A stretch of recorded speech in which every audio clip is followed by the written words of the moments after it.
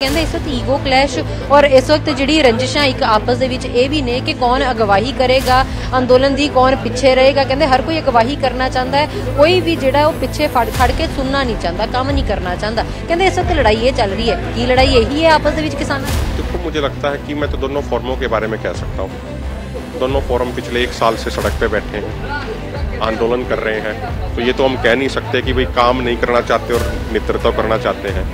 दोनों फोरमों के लोग तो लगातार 1 साल से भी अधिक हो गए, 381 दिन हो गए, आज संघर्ष कर रहे हैं। पिछले आंदोलन में भी लगातार संघर्ष किया और देखिए संघर्ष से ही चीजें जीत की तरफ जाती हैं। बिना संघर्ष किए कुछ भी हासिल नहीं होता, ईमानदारी से संघर्ष करना पड़ता है, तभी मोर्चे जीते जाते हैं। तो मनु जी डल्लेवाल साहब की सेहत के नाल सारिਆਂ ਨੂੰ ਇਸ ਵਕਤ ਬਹੁਤ ਉਹ ਕਰਦੇ ਨੇ, ਸਾਰੇ ਸਹਾਨੁਭੂਤੀ ਜਤਾਉਂਦੇ ਨੇ, लेकिन जिस वक्त ਅਸੀਂ ਉਹਨਾਂ ਦੀ ਸਿਹਤ ਦੀ ਗੱਲ ਕਰਦੇ ਹਾਂ ਕਿ ਮੈਡੀਕਲ ਟ੍ਰੀਟਮੈਂਟ ਉਹਨਾਂ ਨੂੰ ਜਿਹੜਾ ਸਰਕਾਰ ਦੇ ਵੱਲੋਂ ਮਿਲ ਰਿਹਾ ਉਹੀ ਜਾਰੀ ਹੈ ਜਾਂ ਕੋਈ ਹੋਰ ਟ੍ਰੀਟਮੈਂਟ ਉਹਨਾਂ ਦਾ ਚੱਲ ਰਿਹਾ ਹੈ?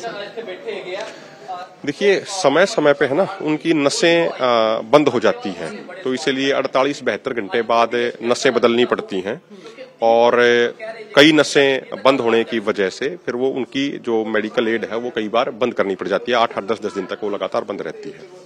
अच्छा, हुण हालात दे विच सुधार है कि नहीं है?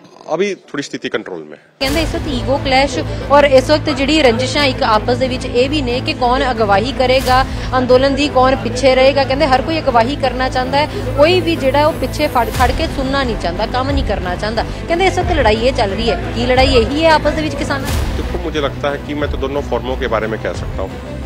दोनों फोरम पिछले 1 साल से सड़क पे बैठे हैं, आंदोलन कर रहे हैं, तो ये तो हम कह नहीं सकते कि भाई काम नहीं करना चाहते और नेतृत्व करना चाहते हैं।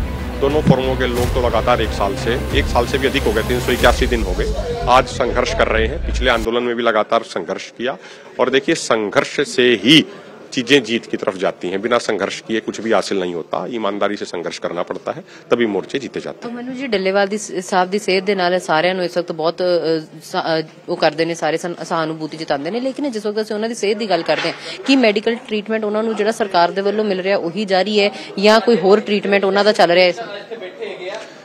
देखिए, समय समय पे है ना उनकी नसें बंद हो जाती हैं, तो इसीलिए 48-72 घंटे बाद नसें बदलनी पड़ती हैं और कई नसें बंद होने की वजह से फिर वो उनकी जो मेडिकल एड है वो कई बार बंद करनी पड़ जाती है। 8-8 10-10 दिन तक वो लगातार बंद रहती है।